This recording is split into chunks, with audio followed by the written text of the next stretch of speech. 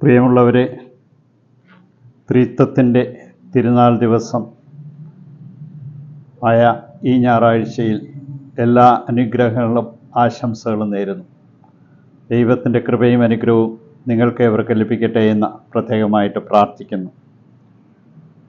നിങ്ങൾക്ക് നന്മയുണ്ടാകാനും ദീർഘകാലം ഈ ഭൂമിയിൽ ജീവിക്കുന്നതിനും നിങ്ങളുടെ സന്തതികൾ അനുഗ്രഹിക്കപ്പെടുവാനും കർത്താവിൻ്റെ ചട്ടങ്ങളും നിയമങ്ങളും പാലിക്കുകയെന്ന നിയമാവർത്തന പുസ്തകത്തിൽ ഇന്ന് നമ്മെ ഓർമ്മിപ്പിക്കുന്നു. പ്രിയമുള്ളവരെ, കർത്താവ് ദൈവമായുള്ള ജനവും അവിടുന്ന് തിരഞ്ഞെടുത്ത ജനതയും ഭാഗ്യമുള്ളവരാണ് എന്ന സങ്കീർത്തനം 33 നമ്മെ ഓർമ്മിപ്പിക്കുന്നുണ്ട്. എങ്ങനെയാണ് ഭാഗ്യമുള്ളവരായിട്ട് മാറുക?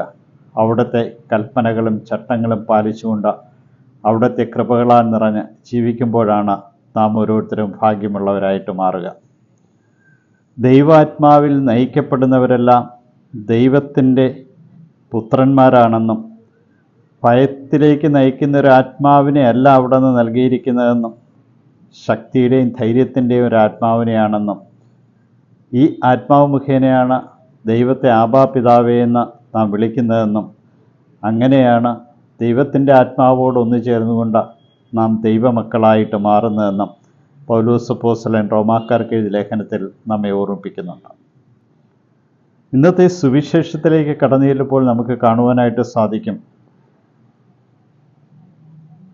ശിഷ്യന്മാർക്ക് ഒരു പുതിയ പ്രേക്ഷിത ദൗത്യവും താൻ പ്രവർത്തിച്ച വഴികളിലൂടെ കൂടുതലവരെ ശക്തിപ്പെടുത്തിക്കൊണ്ട് ദൈവരാജ്യം സ്ഥാപിക്കുവാനായിട്ടുള്ള ഒരു ഉത്തരവാദിത്വം വരെ ഏൽപ്പിക്കുകയാണ്.